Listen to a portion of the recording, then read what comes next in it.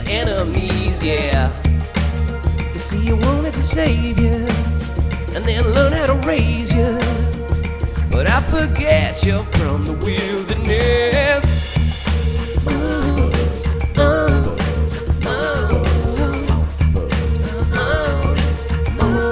Hello everyone, what is up? I am Rob. I'm Eamon. What is up? It's Monster Fuzz. It is.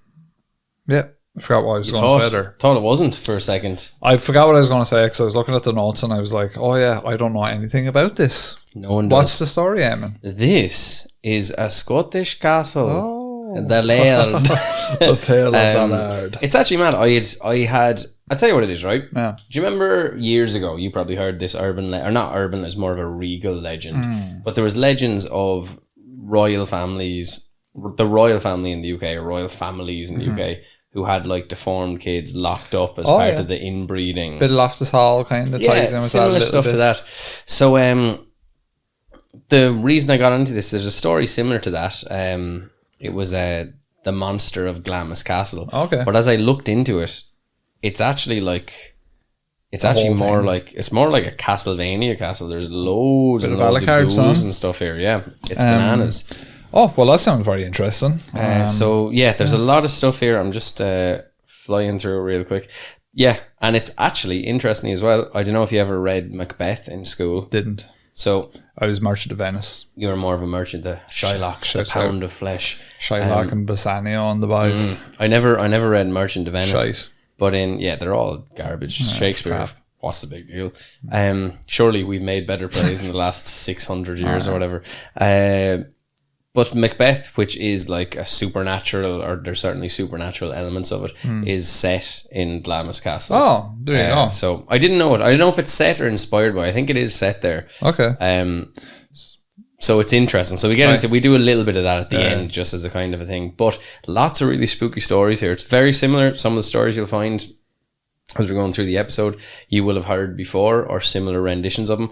And some of them, I would say, even went to go on to inspire men like Edgar Allan Poe. Oh, the man, the legend. Very interesting. Yep, so we have all that in store for you in today's episode, folks. Would like to remind everyone before we get into it to support us on Patreon if you can. You'll get exclusive episodes over there. You'll get access to our Discord server. You'll get all of that jazz. You can also head on over to Apple if you want to support us over there. It's the price of a coffee, $3.50 per month. And you get access to ad-free episodes and exclusive episodes over on Apple. So if you want to do that, it's there for you. We do appreciate it greatly. I did actually, Eamon, on Patreon, a room tour, a Monster Fuzz studio tour. Oh, yeah, I saw that. Yeah, so basically, I showed off the whole room here. I showed off the equipment we use for the podcast.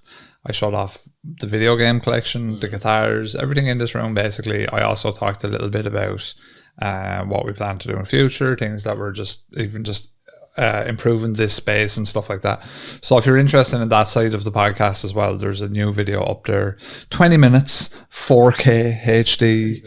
Get that into you. Pretty good. That's over on Patreon. Check it out. Eamon, if you've got any spooky stories, maybe they've stayed at a spooky castle. Have you been to Glamis Castle? Have you felt the eerie presence of another? Write into monsterfuzzpodcast@gmail.com and we will read out your spooky story on a mini fuzz. Bang dust. Every time. Do you know, it's just dawned on me there today before we get into it that we're getting close to Halloween. Like, we're not actually far off Halloween. This year is going by very quickly. And this year will be good for Halloween because we're actually set this year. Whereas last year we weren't. Like, last year we were in both. We were all over the place. House. You had just got in your house and I was just about to move into mine. Yeah. So we couldn't really do the usual Monster Fuzz we crack. were just too busy. But this year now, hopefully we'll be able to do a lot more. Get Tim on. We'll try and do a few more guests. Get all that kind of shit Interview going. a ghost. Interview a ghost. Yeah, maybe even some could field actually stuff. do some fucking Field stuff. We'll get some of those EVP things or whatever and just like stick them down. Yeah, maybe we'll do some field stuff. Maybe that's something that we need to do at some point that we just haven't. So yeah, maybe we'll do that. Emma, I'm very curious here about Glamis Castle. So if you would like to tell me a little bit here what the crack is. I will give you the very sterile version of Glamis Castle to give you an idea about where this place is. So Glamis Castle is situated beside the village of Glamis in Angus, Scotland, where you get the nice beef. Yeah, Angus, beef. Aberdeen Angus, yeah. It is the home of the Earl of Strathmore and Kinghorne, and it is open to the public. So you can go in there and you can do Weetabix and orange juice if you want. Check it out. Glamis Castle has been the home of the Lyon family since the 14th century, though the present building dates largely from the 17th century, so a bit of old upkeep. Glamis Castle was the childhood home of the late Queen Elizabeth. Shout out The Queen Liz. Queen Mother. So there you go. So she would have come from there. Her second daughter, Princess Margaret, was born there on the 21st of August 1930. The castle is protected as a Category A listed building. Can't get better than that. And the grounds are included on the inventory of gardens and designed landscapes in Scotland, the national listing of significant gardens. So that's a quick gist of the castle. But it also, Rob, has more ghouls and mysteries patrolling the halls and the walls than a Castlevania video game. Castlevania, I feel like they should really release a new one, right? It's I been a agree, while. yeah. I agree. it been They tried to reinvent it when they made Lords of Shadow, which I bought, which wasn't great. With this grand, like, high production values, but it was basically just God of War, but like You don't vampires and werewolves. Nah, Castlevania needs to be a bit platformy and like side scroller. Yeah, I think so. And I think you still haven't played Symphony of the Night, have you? Oh. Like when you play Symphony of the Night, you'll be like, yeah, it should always be this way. Or even if they do like with Metroid, where they've changed it around a little bit, but the heart of it is the same. Whereas Lords of Shadow just felt like a completely different thing. Well, Prince of Persia, the new one, apparently is quite good. And that's in the Metroidvania style. So you would think that there is room, because it was quite critically acclaimed, this new Prince of Persia, so you would think there is room to do it. So hopefully they do. That is a grail on PlayStation, though. Symphony of the Night? Yeah, just because of its rarity. It's so rare. Symphony of the Night... Well, you actually love that game, but for me, I'd like to have it just because of the fucking rarity of it. I think if you just give yourself like a few days to play it, like it takes a little bit of time to get into, and then when you're into it, it's just... The pixel work is gorgeous. Yeah, it looks great. Like I bought the Castlevania collection, which has all the 8 and 16-bit ones, and they're really good fun in general. Super, super hard. But like Symphony of the Night is just a special, just of its time. It's just a very special game. I actually seen that Castlevania collection recently. I didn't buy it because it didn't have Symphony of the Night. There's a different one that has Symphony of the Night and Rondo of Blood on it, right. which is like Castlevania 5, I think it is. Right.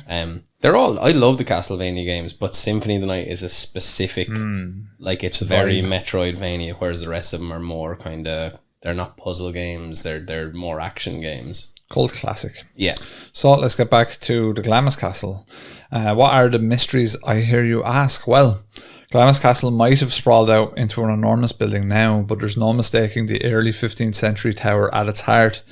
And this is where our first mystery begins. One Saturday night, a raucous group were drinking and playing cards in the lower levels of Glamis Castle.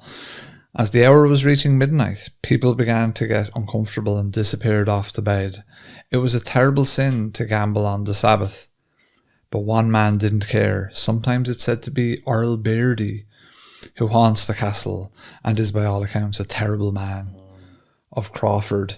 Other times it's Alexander Lyon, Lord of Glamis. Either way, in his drunken state, this fool roared that he didn't care what the others thought. He would play cards on the Sabbath. He would play until doomsday. He would even play with the devil himself. Dun dun dun. Dun, dun, dun. Shout at the devil. Bam, bam. Shout! You're seeing little brush strokes of Loftus here as well. You know? Absolutely, yeah. So this is straight away shades of Loftus Hall coming through, which interestingly enough would be around the same time. These legends wouldn't be too far apart, I would say. 15th century, I think Loftus is a little bit later. 16th or 17th. Yeah, so interesting that there is crossover with these. I sometimes wonder about these old legends as well as a little kind of a side tangent here. Like, it's just popped into my head. It's never really something that I ever considered before. But so like back then, right, only the aristocracy was really traveling far and wide, shall we say. So is it possible that like people that were like creating legends of like old castles or ghosts or anything, like that those people when they traveled told those stories to locals, and then those locals took those stories and put them on their own local areas. Do you know what I mean? Like an early folklore kind of thing. It's possible. Where they're like, that's a good fucking story you got there. Yeah, so that's how they're kind of doing the yeah. rounds, yeah. Like, obviously books were a thing. But yeah. No, but I kind of, well, I mean, the printing press is what, the 17th century? Is it 16 something? Something like I could be wrong. But it's funny because, like, even at that, I wonder as well, like, obviously the royals aren't going around being like, should I play cards with the devil? To the peasantry, I suppose that's what they were back then. The feudals. Mm-hmm. But you do wonder then, mock savages. Were they, just bogmen. Yeah. But you do wonder, were they saying things that the royalty did or the aristocracy did were transgressive as a way of kind of like... Oh, yeah, probably. You know, so I wonder to what extent some of these... Or maybe, and like to your point then, there's an element of spoken words, someone travelling for some reason that is in touch with people, and then it cascades down through them as a way of kind of bringing down the nobility. So this man, he's playing cards until doomsday. Suddenly, a heavy knock came at the door. It was a tall, dark stranger seeking shelter, and maybe even a wee game of cards. This is very similar. Common sense was out the window, and he was welcomed to the table. Once midnight passed, now early Sunday morning, the stranger revealed himself as the devil, here to grant the man's wish. Looking around, the little room they were in had somehow been blocked up. The gambler was now trapped inside, playing cards with the devil for an eternity. Nowadays, there is a space of wall where that little alcove for playing cards should be. Put your ear to it, and you might even hear somebody shuffling the decks for yet another hand. That's quite cool and spooky. It is quite cool and spooky. And what comes in later is there's another legend about that bricked wall, and this is where I was talking about Edgar Allan Poe and bricking someone in behind the wall. But there's actually a real story behind that as well. So there's like three things at play here, but the bricking up of the walls is quite a big one in this castle. Yeah, and this is also just for our listeners that haven't gone back and listened to Loftus Hall, which is a local-ish legend here in Wexford. Loftus Hall is a relatively famous haunted building, and it's been on, all the ghost hunting shows, all that jazz. But very similar kind of story. Like the setup is very similar. Certainly that one. This particular Castle Glamis is kind of like Loftus Hall on steroids because there's so much going on here. So there's literally about 5 different stories. Now, you can't get like huge in depth with them. The one about the cards one, and then there's the royalty, the monster of Glamis, they call them. But there's another few stories as well. So, for example, we talked about the guy who's stuck in the walls playing cards for all eternity with the devil being Earl Beardy, or potentially Alexander Lyon. So Earl Beardy was a terrible, terrible man, absolute as we alluded to. Wait till you hear this shit now. Right. So he's an infamous ghost of Glamis Castle. He's the 4th Earl of Crawford, and his real name is Alexander Lindsay. So apparently he had a cruel and twisted personality, and he drank heavily. It's alleged that he once had a black servant stripped naked and forced to run around the grounds for his and the other earls' entertainment. Does that Get Out? Was that film kind of like that? It has, a little bit of that there as well. I thought of that as well when I was putting the notes together. Now so obviously that's deplorable in the first case.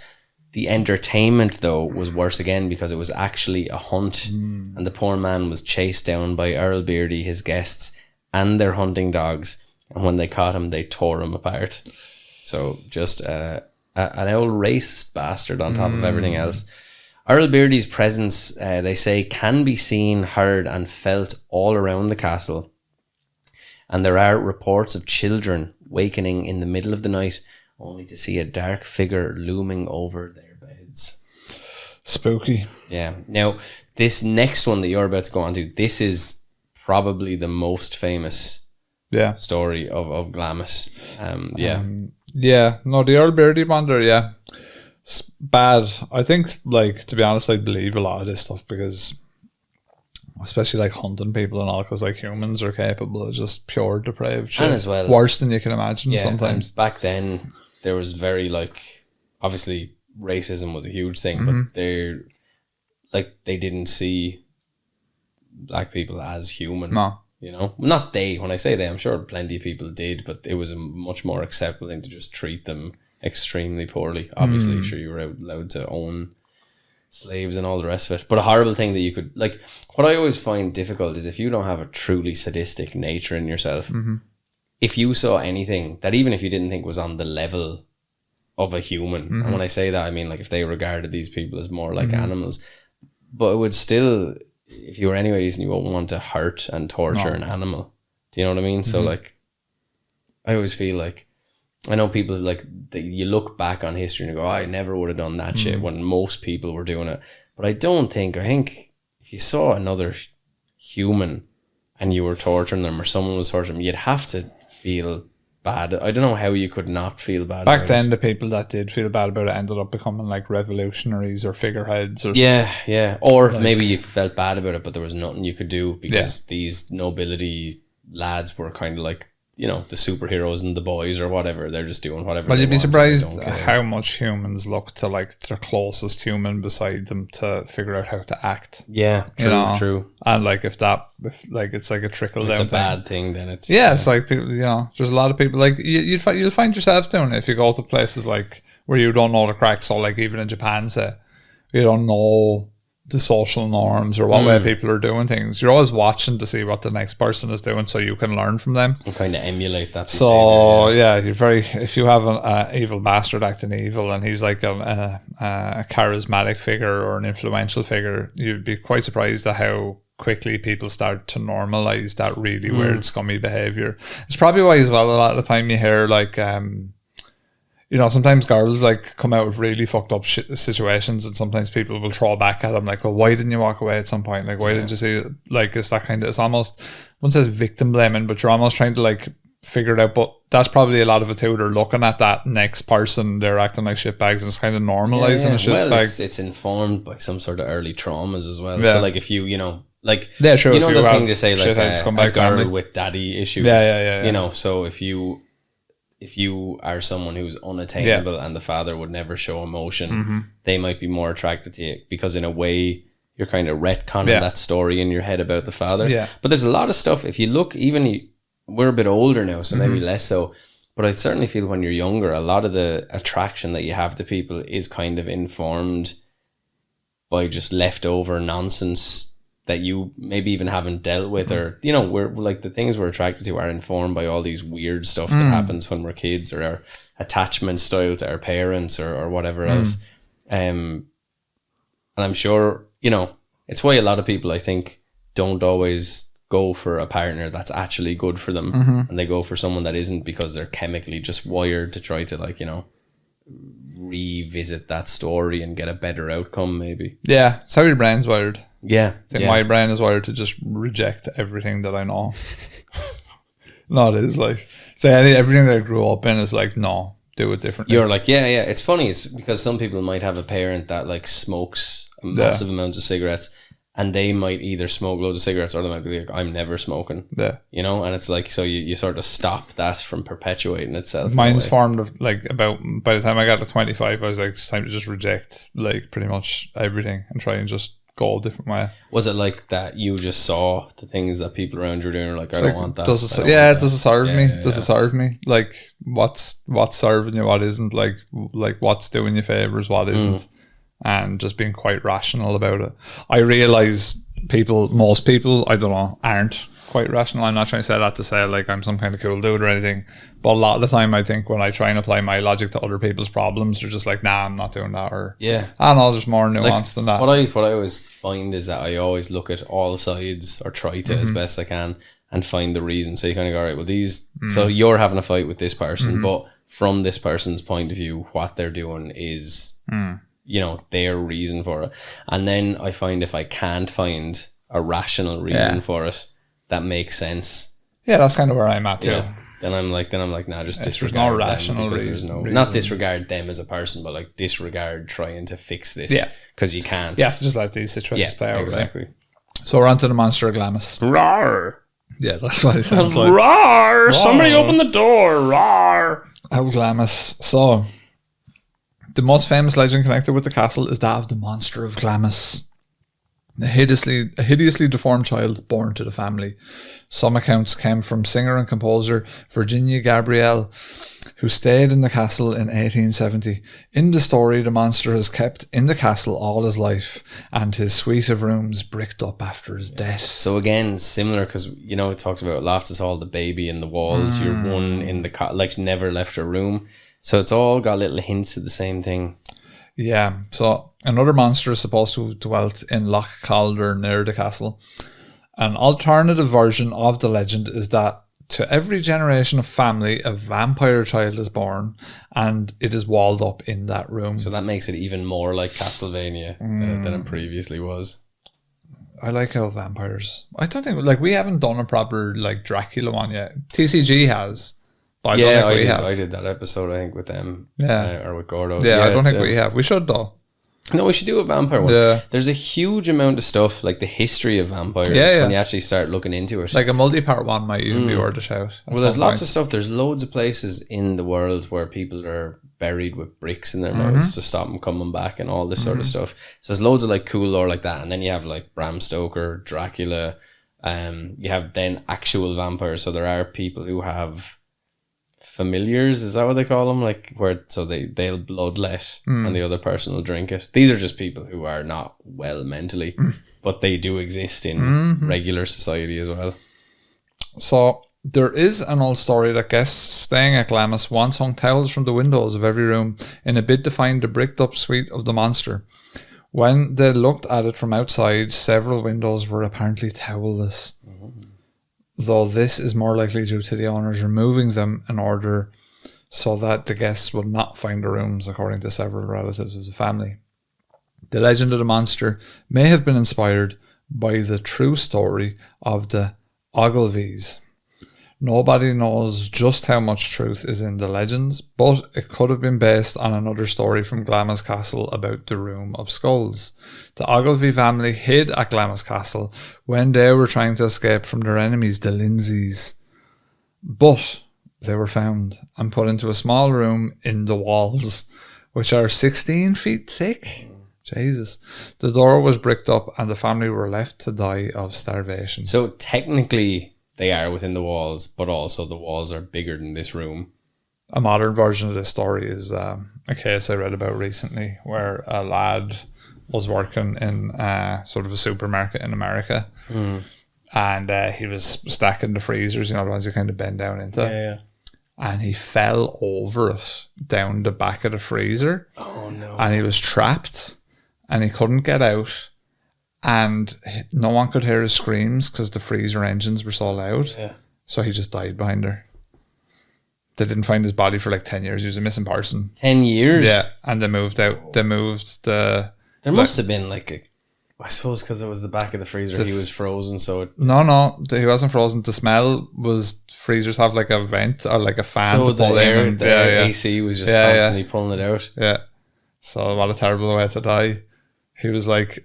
kind of half upside down, kind of like that, and then I suppose all the blood to your head for too long as well. It probably just, jeez, yeah, grim, right? It's so horrible. Imagine just dying like that in a supermarket. Yeah, how shit. People constantly, like 3 days of just hearing trolleys wheel by before you like just before you just die at first. Like you're just hoping for death. I suppose it's so bad. Like, after like a day, you're like, I just hope, because I suppose for the first while you're like, oh, they're going to find me. Yeah, he'd be like, just stay calm. Just be alright Everything's for okay. a couple of hours. This will be fine. Then the lights go off at night and you're like, okay. Just one night I'm in the here for the supermarket. night. This is okay. Grand. Imagine being that hungry in a room full of food, but you can't get it because you're upside down behind the fridge. The next morning, they're fucking stacking it with Gino Ginelli's, putting them in the thing.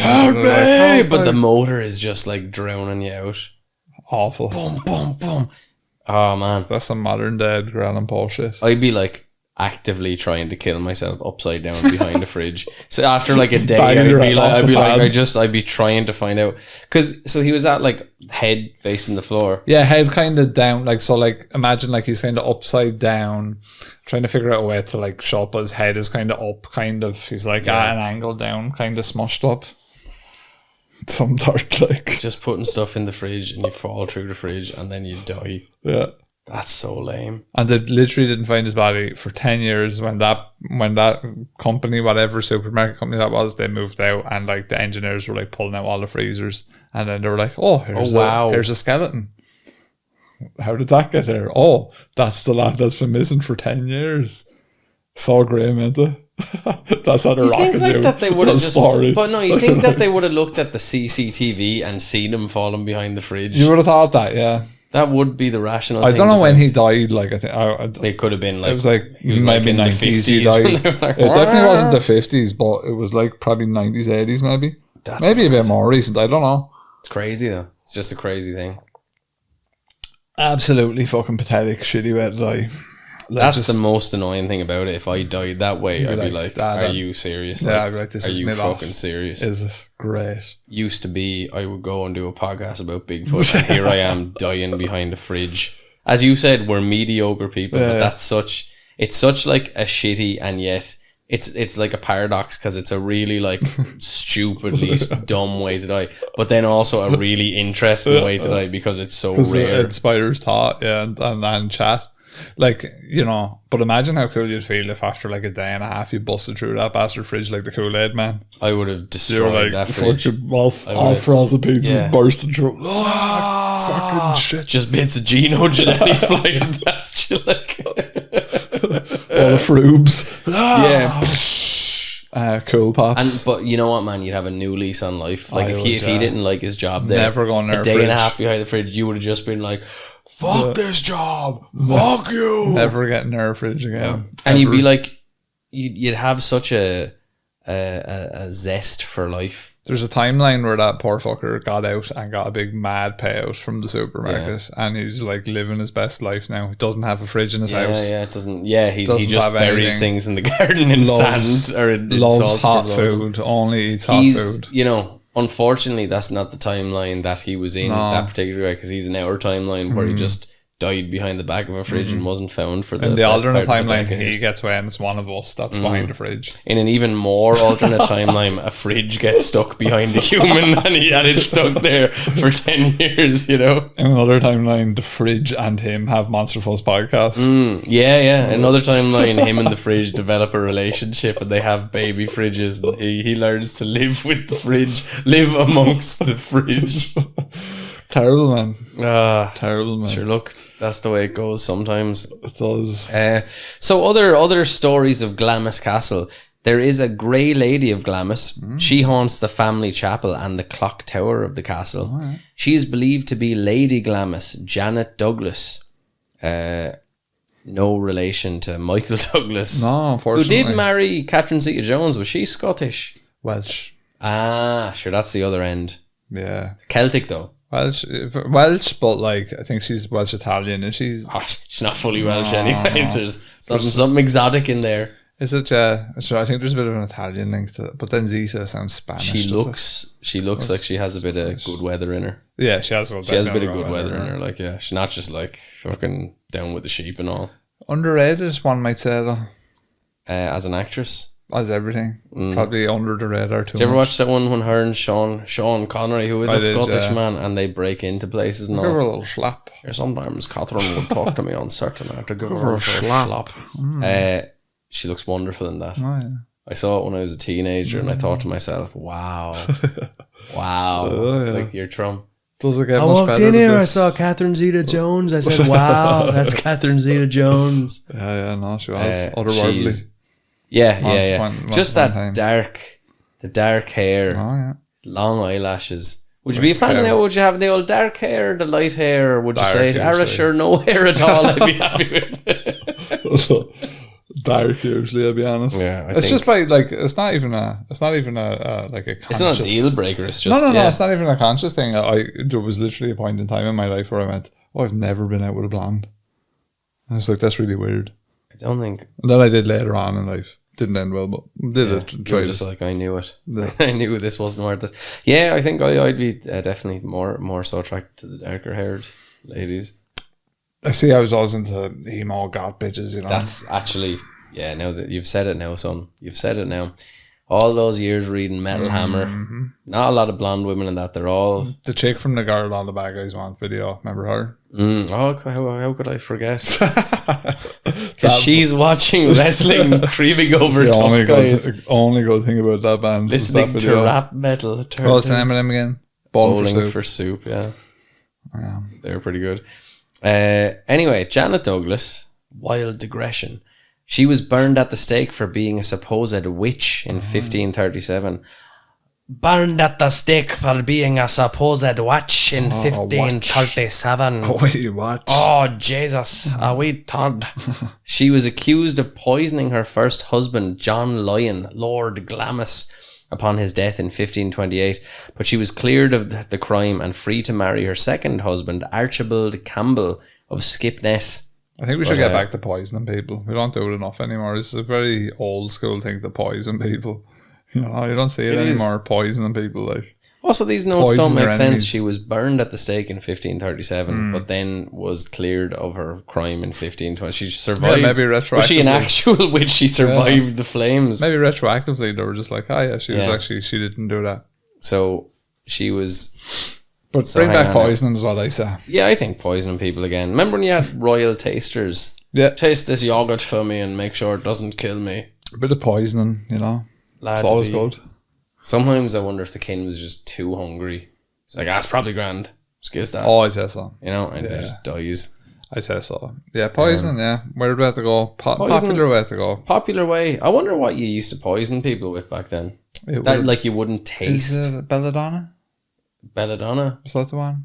Yeah, I think belladonna. What is that, a plant? No, I'm just laughing, so Kind I of an know herb. what you think of when I say belladonna. I don't. No, it's a type of plant, yeah. Speaking of budding babes. Because I could see all damn flashbacks go through your It head. actually was Nam flashbacks. I was like, oh god. You're like No, fucking Nicolas belladonna. Cage in 8mm. Yeah, no, belladonna is a type of plant, yeah. Yeah. They would have used that. They would have used maybe a bit of cyanide, although I feel cyanide was a bit more modern. You know? You're still thinking about belladonna, right? I'm just getting Nam flashbacks. Yeah, no, Just all I can hear is and my mind, I'm like, Jesus, grotesque behaviour. yeah, no, I think a drop of belladonna fuck your shit up. Yeah. It's a herb or something, is it? Like, Yeah, it's like it's not like 2,000 an old sap, pounds an there. old sap of a plant. You could go out. Actually, here's another one. An old poison. Shouldn't be advertising this, but I believe it's if you boil like a pouch of tobacco. Oh yeah. There's like the nicotine, the concentrated nicotine. Yeah, One so drop it out will kill you. If you like, Dust. do you ever see like horrible? You know when people have been putting fags in a pint Yeah. glass for ages. Yeah. Like if you drank that, you'd die. Yeah, It also, you'd like a mate of mine drank. He spat it back out, but like when you put a fag in a can by mistake, or yeah, no, it was his ashtray bottle that he had on his desk for like ages. Hope did that as well one night. It was really unless funny. we talk about what Hoop It does was one night real with funny. fags. It's real funny to watch because he had 2 bottles of wine in front of him and he was flicking into one and drinking out the other. And he had one sip and put it back and then like had another loop and this is put it down. Like, I've definitely done that once before with a can. More than once, probably. Yeah, jazzy cans, you know. Jazzy cans, yeah. Oh, jeez. What have I done? We do as well, Rob. We have a little spooky You can boy. tell us about the spooky boy Say there. about the spooky boy as well. Yeah, The most gotcha. playful of the Glamis Castle ghosts is a young boy who likes to trip people up. Ah, how whimsical. Oh, lovely. Behind the door to the family rooms, you'll find a little ledge that this spirit sits on while sticking his legs out. His story is a lot less playful, though. He was said to be a young slave who sat at this spot waiting for new orders. Try this yogurt for me. One freezing cold night, he sat ready to be told what to do, but everybody had forgotten about him, and he sat in the cold, drafty corridor all night until he fell asleep and simply never woke up. There's a tale of a similar type of tale definitely ringing bells in my head, and I'm like, definitely in an episode we covered before, but it could have been one of those like mental asylum haunted buildings or something, just like something similar about a boy running around, I think. Oh, maybe was it that one? It wasn't a full episode, right? No, it was like a mini, bit on. Yeah, It was a bit in one of the episodes, a probably. bit in one of them, right? The tongueless woman. Another spirit of Glamis is the ghost of the woman with no tongue. No tongue, no shift. This chilling apparition has apparently been seen wandering around the grounds, pointing to her badly wounded face, blood spilling from her mouth. Like the slit mouth woman, right? Yeah. Yeah, but the slit mouth woman at least has the decency to wear a mask. That's actually really horrible. That's very like a Amnesia, the Dark Descent kind of a thing to it. You know? Game. Yeah, but that's very that idea. Pointing to her face with blood spilling from her mouth as she has no tongue. She's also been seen looking out of a barred window within the castle. The story goes that she was a serving maid who stumbled on a terrible secret, known only to the incumbent Earl. When she threatened to expose it, the Earl ordered guards to cut out her tongue and then kill her. That's sometimes the lengths you have to go to protect your secrecy. What do you think about people that do that, snake splitting their tongue and all? I think it's weird. Yeah, I think so too. It's just like, why? I guess there doesn't have to be a reason, I suppose, but for me, no. I mean, if you want to do it, yeah, but like, what? I'm curious about what it actually does to your tongue. Do you know what I mean? Yeah. Like your taste, because the tip of your tongue is where most of the sensory is for your taste, right? Yeah. So like, if you don't have a tip, you already have two tips now. Double the taste. Turn into a snag. I think it's weird. I wouldn't trust anyone with a split tongue. I'd be very wary of them. Would you? Reptilian in their movements. Yeah, I think, I'm not into the full, that kind of full body mod kind of scale, but if they were hot, I get it, like a shift to out of curiosity. There is a Brazilian one that has that tongue. A Brazilian one? Yeah. I can't remember her name. She's kind of famous for it. She's one of those, she's kind of like, she's like an Instagram model, but she's heavily tattooed and she has that. Oh, okay, right. Yeah. I think I seen her on like Reddit for being like, for literally like, it was one of those like, what the fuck is she done to her tongue kind of thing posts. Yeah. I'll try and find her. But yeah, bizarre. Strange. You would think the tongue would heal, but it doesn't. I think but like even to make it stay like that, you must have to put like some sort of a bridge in there that just separates it, I suppose, and just doesn't allow it to heal. Have you ever seen a cow's tongue? I have. Yeah, it's about the length of like your arm. Yeah, right. Giant. It's mad. Motherfuckers be cooking them. Did you ever eat cow's tongue? No. Yeah, my granddad was a butcher. We used to have cow's tongue when I was a kid. Know all about your granddad. My granddad, he'd come out of the animus. He'd be like, "From 5 tongues, please." But cow's tongue used to be really nice. It tasted really. I like as a kid. Oh, you liked it as a kid? Okay. Well, like it tasted like bacon, if I remember correctly. It tasted like, I could be wrong because I haven't had it in many years. Juicy, salty, juicy, and crispy. Not crispy, no. Kind of like it was like a hunk of ham. Turkish Delight-esque. not especially. See those orange Turkish Delights? I haven't, no. I'm curious. Yeah. My ma loves no Turkish Delight, but she doesn't like the Turkish Delight with the chocolate on it, which isn't really much like a Turkish Delight at all. When you think about it. The actual Turkish Delights would be more Turkish in nature, and they wouldn't have chocolate on them. Like so Mr. Cadbury likes to pour on his Turkish Delight. They tried to scam you when you put it on your mouth. Turkish Delight. Yeah, it was Turkish style. Pistachio and Turkish Delight, yeah.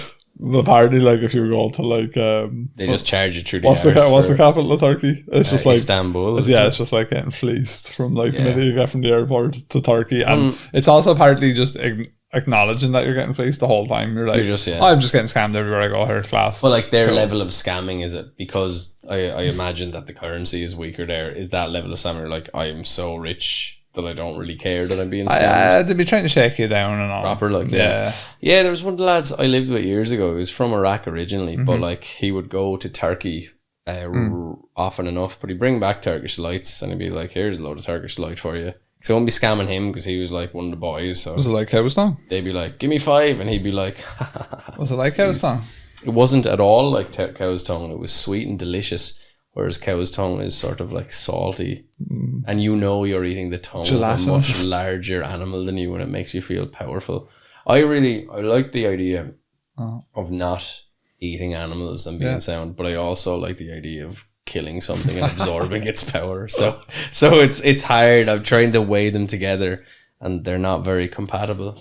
But to eat the tongue of an animal, I think the pro move is to probably just be like, I'll try and eat vegan when I can, but I don't care. Like, I'll eat meat if I. To be fair, Like, I eat like, way that's- more vegetarian like, stuff than. That's the move. It's like, Yeah. look, I'm not gonna go out of my way because, like, literally, it will impede you at times, and it's That's like, true, yeah. like if you're a vegan going to Japan, for example, you would have a very tough time. Yeah. Like, a very tough time. I think if you go to Japan, you just have to stop giving a fuck about fish and just otherwise, because like whatever about not eating meat, but fish, Yeah, at the very least, like I had swordfish over there. It was deadly. yeah, Japan. Grilled swordfish. The way the Class. boys do a fish, they bring you to your knees and make you ask for your man. Like it'll just bring you to your Bit knees. of swordfish by. Oh, When in Rome, buy throw a bit of dolphin on there. Should have that as well. why not? Like Gives a dolphin. they steak. don't give a fuck about fish. Gives a couple of sharks. We went to the Whales. aquarium in Okinawa, and Seal. but man, we went to the aquarium in Okinawa, and literally, I could have gotten into the dolphin pen if I wanted to. They were just like, yeah, whatever. Well, I'd say they'd probably take them out and eat them. Like, it's probably That probably was half actually probably the dinner it's pen. probably- It wasn't actually dolphins. It's probably for- half a farm. Like, Yeah, I like the dolphins were like, help me, but I couldn't do anything. otherwise, the boys are mad into their fish. Like, Yeah. Like, Remember the it's cove where they just kill all the dolphins for horrible. eating the fish? It's an awful. Don't like seeing that. There's No, that place up in horrible. Faroe Islands where they do that as well, where they kind of corral them all into that bay and just do a big fucking Mortal Kombat fucking fatality on like fucking. Finish him. And I'm just like, do we really need to do that now, lads? And then they're all like heritage and culture, and you're like, all right, yeah, grand, cool. Yeah, heritage and culture is Cool. grand, when it. If you just say that about anything, then you can't talk about it anymore. Can you decide what your heritage and culture is? Like if we said like that, us being ignorant on a cryptozoology podcast is our heritage That's and culture. like we're We'd probably be fine. Yeah. Like, Well, it's I like, think- this is our culture. We've been doing this for 4 years. This is our heritage and culture. we've adapted This this is culture. This is it. Like, so We've adapted the culture of the ignorant. you're allowed then. But like, you know, at what point in heritage and culture do you decide to try and rethink things? I think if you Or- impede on other people's rights, obviously heritage and culture then hits a wall. But because dolphins don't really have rights, arguably they should. Because isn't Dolphin there lives matter. people talking about like whale rights and stuff like that? Well, right, man. Fuck you, whale! Fuck you, dolphin! We don't understand animal consciousness, I mean, we don't. No. Like, and like, was it someone was saying like that even ants can like amputate limbs that they know aren't working right and stuff. Like animals are like even insects are like probably way more sentient than we I think every animal is conscious. Like we know that every animal is conscious. We just don't know the level of their consciousness. There's an element of like life feeds on life is one thing. Because like the plants, they say, might have levels of consciousness as well. And we've got to eat the plants There's as this well. propaganda now. Fucking table This is might me have eating consciousness. propaganda coming out now. But like, yeah, you have to survive. But the other side of it is, I think mashing a load of bugs together and eating them is probably going to have What's wrong less. with mashing bugs? None even at all. good. I'd mash bugs together all day. I'm a big bug masher. There will be a time in human history, if we survive another couple of thousand years, where like people are fighting for the right to continue to eat bug burgers. Because we think it's bad on the bugs, No. or because we don't have. Yeah, enough because we'll bugs get to a left. point. So we'll get to a point where we're eating cricket burgers and going, these are class, right? We'll get to that point eventually. No matter what people think, Yeah, there will yeah, be a I point in agree time with where you. we're like, cricket burgers are deadly, lads. battered grasshopper and all. Battered grasshoppers class, right? Well, in China they're already doing that, but we'll get to that, and then another couple of 100 years after that, then we'll be like, we don't need them anymore, lads. We're able to eat. Turned like, out all the insects were actually smarter. yeah, than yeah. dolphins. We're able to eat like fucking Yeah, we have whatever stuff we make ourselves. Turkish delights, like artificially formed yeah. Turkish No more delight. gelatine in Turkish. Yeah, delights. it's artificially formed. So now we don't want bug burgers, but there'll be people fighting for the rights of bug burgers, and they'll be like, "That's our heritage and culture that we eat scorpions."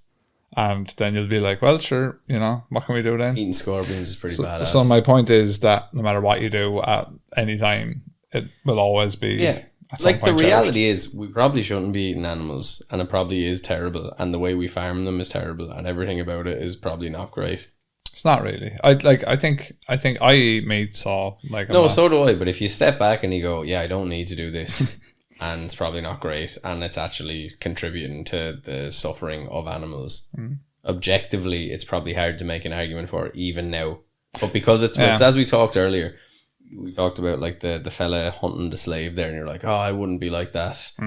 But maybe 20 years, 30 years, 50 years, 100 years from now, we look back and we go, yeah, I can't believe people used to eat animals, and we'd be like, I would never Yeah. do that, but we're just like, yeah, True, it's grand, yeah. though.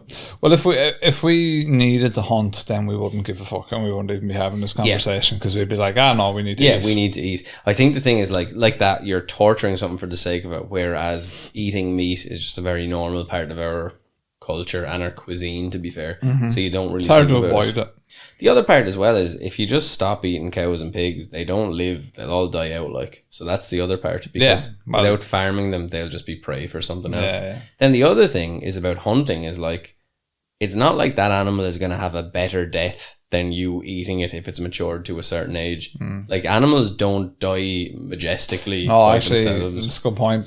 Funny enough, there's deer in particular have a lot of these weird ass fucking diseases, and the motherfuckers are living long lives with them, where normally they'd be eaten by They wolves. should be predation. Like there's deer get this thing like where their eyeballs go furry, and it looks disgusting. It looks as disgusting as it sounds. Yeah. And like those type of deer usually would have been killed when they're like 6 months old, if that. But because there's nothing hunting them, they get to live a furry eyeballed life, you know. So it's one of those things where it's like, at that point then you're like, oh, well, is it actually more humanitarian to let them get it? Well, So that's the their flip side. Cafolas are selling venison burgers. Oh, there you go. So it's all come full Cafolas circle. are And I think helping out that is open for another. Cafola's cheaper in Wexford Town here, you Yeah, say. selling venison burgers. €9. You wouldn't need a whole one apparently, but not because it's bad, just because it's So big, dense. so dense. I But had a this is venison it. hot dog, very good. I've had venison meat before, which is very tasty. But again, like when you think about it, the way we do farming for the most part in Ireland is like they're in a Pretty field, good. it's open, they're eating grass, they're happy out, and then we eat them. So it's fine. Yeah, there's a whole lot of shit. Look, we can't fix it on this podcast. We need to start a horticultural fuzz, agricultural fuzz. But I would say at a certain point, people will look, even like zoos, Well, well, they'll yeah. be like, what were you doing? Then again, some animals probably like zoos better. Like if you're a herbivore that doesn't have to worry about getting ate. I think part of it is probably what they're saying is like that, because like we put them there in a sense then that we are acting as like the judge, jury and executioner on what we think is right to an animal that doesn't know any different. And we'd be would the same lads logic giving implied. out if we found out that the aliens were abducting us to do Yeah. experiments, whereas the aliens are like, But sure, that's if you just do what we're apply doing. that logic, then yeah, like maybe some animals probably would be happier in captivity. Like, you know, I'd imagine some of them. Like how- Red but pandas are fucking chilling out. Red pandas use their own tail as a cute head pillow, on. and it's the most beautiful thing you've little ever cute seen. head on them. So nice. They're too cute. If to not anyone be in ever the eats zoo. a red panda, I'll break them up. People do, I'd say. Not on my watch. Lads are eating pangolins. I didn't even know what a pangolin What is a was. pangolin? Pangolin or whatever. I know a fella called Margot No, that's before. one of them, yeah. It's one of them lads. No, it's just they're like an anteater looking thing. That's what kicked off COVID. Remember Okay, they were like right. they're eating the pangolins, and that's what. Remember that was the whole. That was the. That's wet what that was market one of the stuff, like. that was one of the Right, big right, right. theories was that pangolins or pangolins were the like a that- carrier of COVID. Right. Because Then I saw bats. my. Lads eat bats, Eamon. Like lads put bats in a bowl of soup. Like it's the most horrific and disgusting looking thing, and that's It can just- taste nice. It just looks fucking disgusting. I saw a lovely thing. See, me and Paula just sent each other animals on Instagram. That's literally all I use Bat the app soup for. and all like. Yeah, she'd be like, "Ooh, look at this red panda And then sautéed you're like, sausage." here's bat soup. Yeah, she sent me a video the other day. Or I sent it to her, and it was just a group of capybaras, a big load of them, just walking through in a line Yeah. in a town. Oh yeah. And I was like, "Look at this! This is happening in Brazil." And she was like, "Yeah, that happens in Brazil." And she's like, "They're very cute." And I said, "They are." And if anyone eats them, Do you think all they're dead. cute? Yeah, I think capybaras are pretty cute. There's a capybara cafe in Tokyo. Where you could like Yeah. stroke them or whatever. Yeah. Class. It's mad the amount of animals they. That's probably worse than Oh, yeah, eating them them cafes or are- like them cafes are sus. those owls look so sad. There's owl cafes. There's an owl cafe and they're all just standing there, obviously clipped to fuck, and they're just like, "This is garbage." The cats, I think the cats don't really care. The bang a piss out of the cat cafes it's- is you like you go in there and your eyes just start tearing up immediately.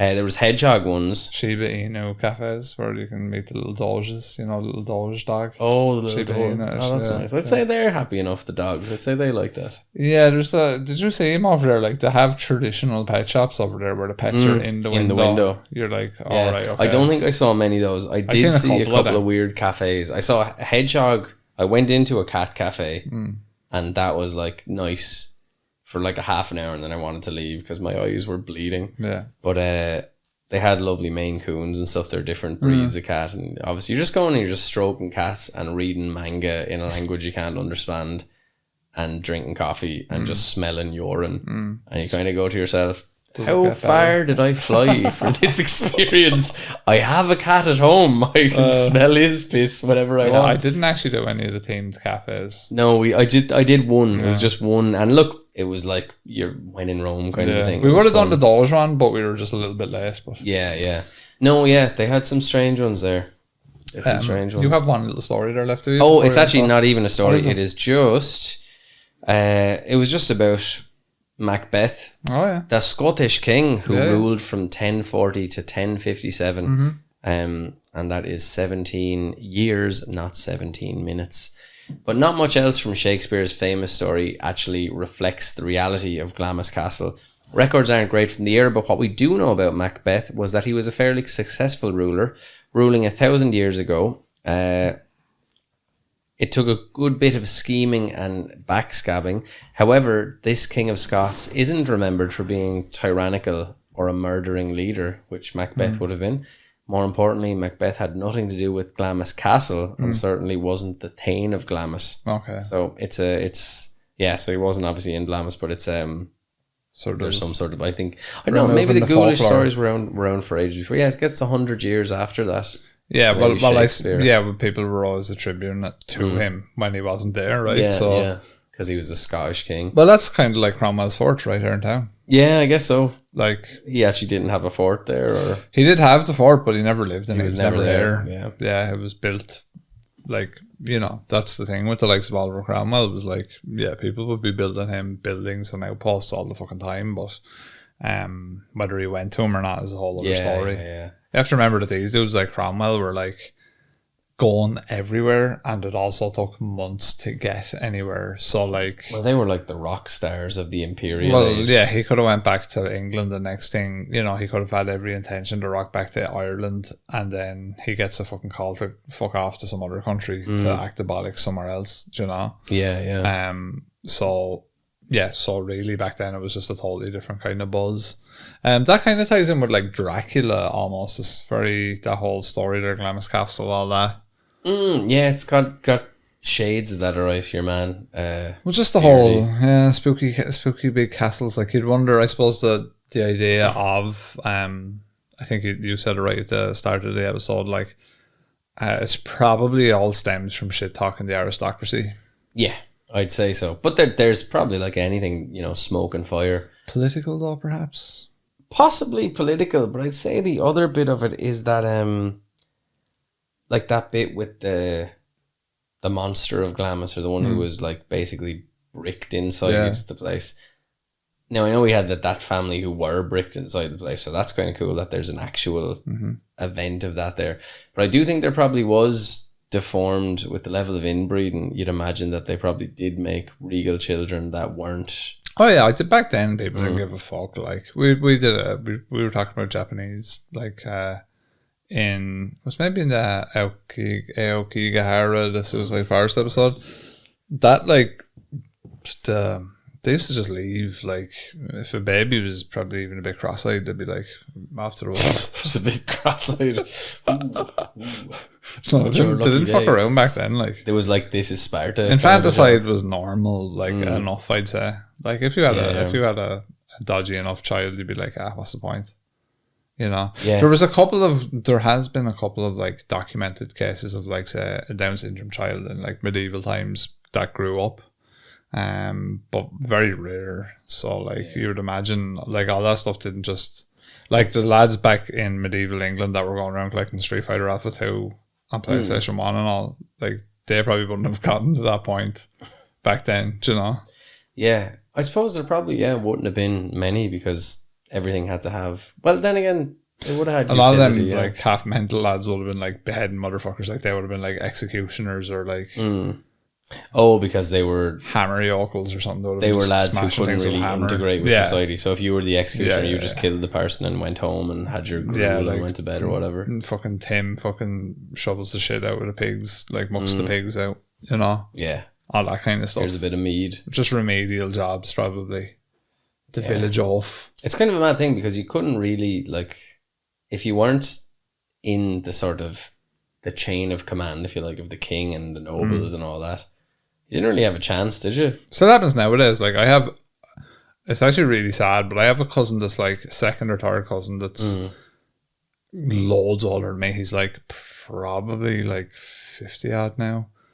And he is not the full shilling. But like diagnosed autistic only later on in life. Okay, like way later. They all just thought he was weird. Yeah, way later. Like only, I'm talking like probably only like, I don't know, 10 years ago maybe. But like out where he's from, like he's out fairly far away, but like he'd be like going to the shop, say for his ma, and there'd be lads like throwing rocks at him and all.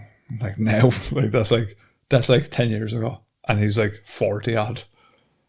But I wouldn't mind. These are kids like being... Yeah, dickheads, but like I wouldn't mind. But first off, like it's not even a thing where he like presents that badly or not either. Like that's the other thing. It's not like a thing where, not that any of it is excusable, but what I'm saying is like his would be almost classed as invisible unless he actually talks to him. So you'd have no reason to throw rocks at him. Yeah, obviously if it's visible you might throw a rock. Yeah, I mean at least if, no, I know what you mean, yeah, but it's probably just kids being dickheads. But that's what I'm saying is like even nowadays that happens. So like imagine back when you're in medieval times, you know. Yeah.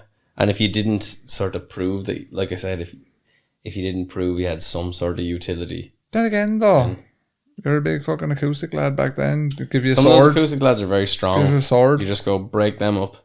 You know, I'd probably be going around swinging swords, chopping lads up. You'd be flying around the place. No empathy, cutting lads in bits. I'd be out there pretending I was a magician or something. Yeah, I put a fucking Hox Pex on him. Vox Pex. Shazam. Vox Pex. There's the Vox Pex. A pox on your house. The Vox Pox and all. Yeah, I used to be filling the king's head with garbage. Yeah, that's probably, you'd like, be I had like a dream. jester. Sure, I had a dream about fucking... You'd be a jester or something. Yeah, I'd be like Entertainer. trying to make them laugh. A bard. Do you hear the one? Yeah, I'd probably be a bard. With your lute. Yeah. Yeah, you would, yeah. You'd be writing poetry and all. You'd be one little royal entertainer, dudes. I'd be a little fella running around the place. Entertaining. Yeah, you would be a bit of an entertainer. I do, I do. Cedric the Entertainer. You would, like, it'd be cool. Singing songs and Be all. class, yeah. You are the most regal one. Oh, give you the royal rum for lunch. You'd be able to tell stories, you know, you're good at writing. Yeah. You'd be writing stories from. That's what they like that. They liked all that. There's walls and there's ghouls in the walls and all. They liked all that. I probably would have been the most popular dude. You would have been a storyteller.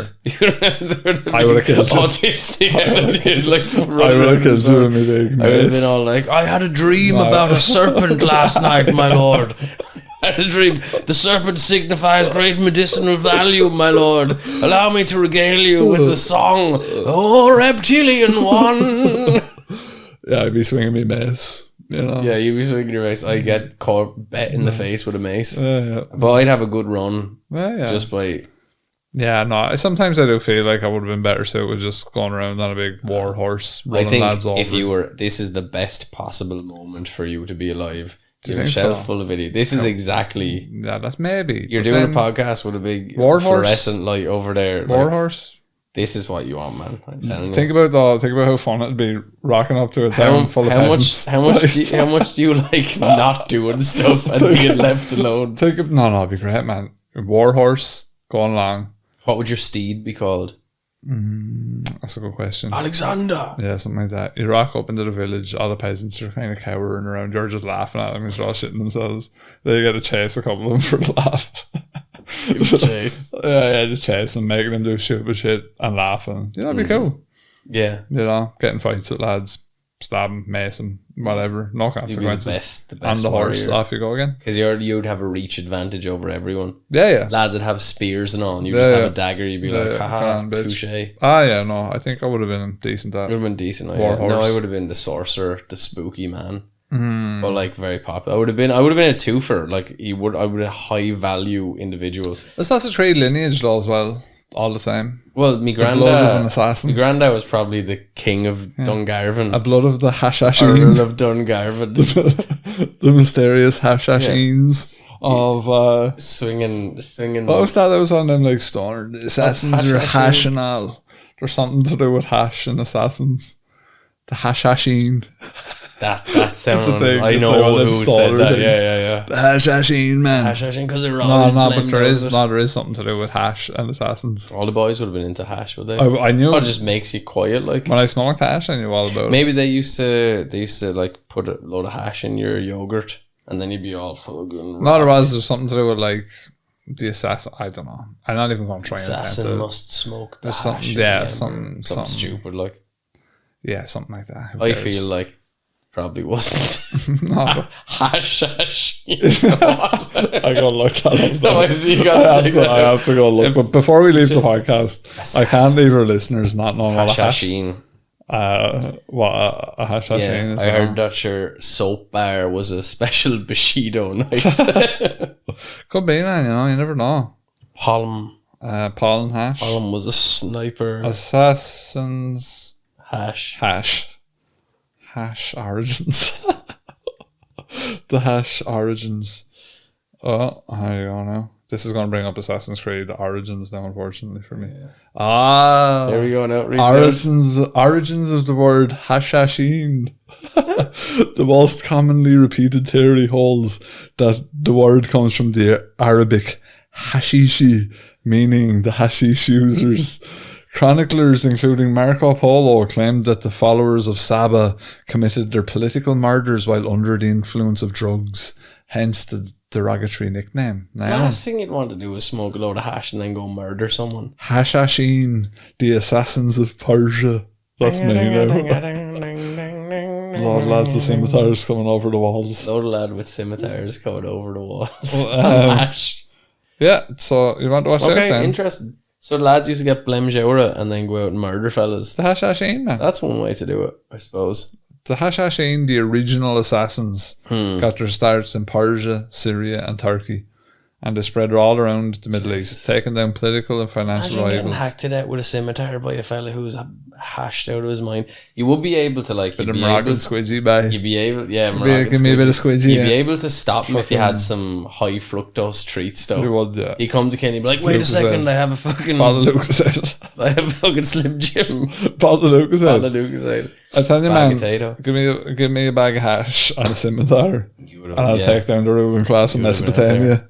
Yeah. You know, give it to me now. Out in Mesopotamia. I'm Saudi Hashed out of Arabian, like Mm, on 23andMe.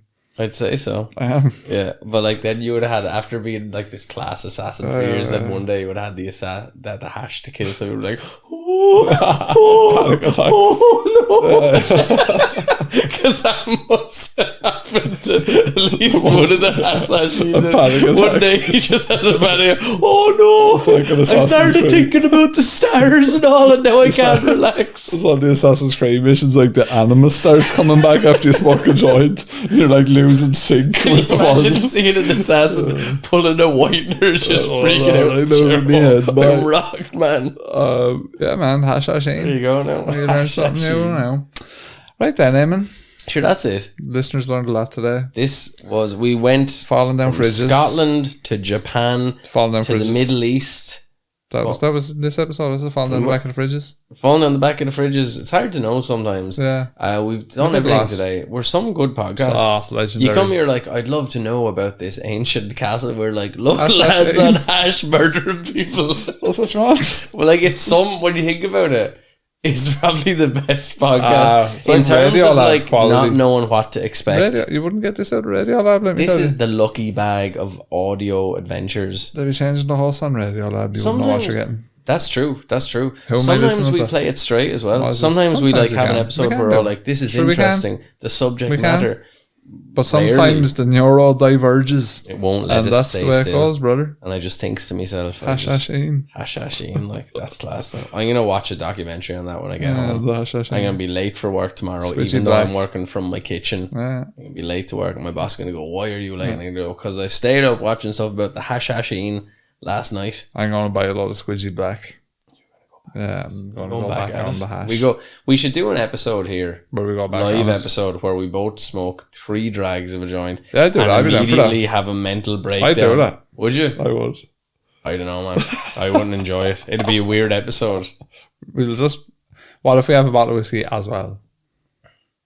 Amplifier. So that if, like, it doesn't go well, we No, just I think get pissed. because the piss will take too long to come in. You need Valium? yeah. Alright, okay. You We'll need do that then. get some hypnotic Patreon speakers. only, obviously. Yeah, Patreon only because we'll be roaming around in our underpants every now and then, walking past the cameras. What? Watch two men have a mental breakdown live. The Hashashines. Yeah, the Hashashines. Right then, folks, I've been Rob. I've been aiming. Monster Fuzz, over and out. Bye.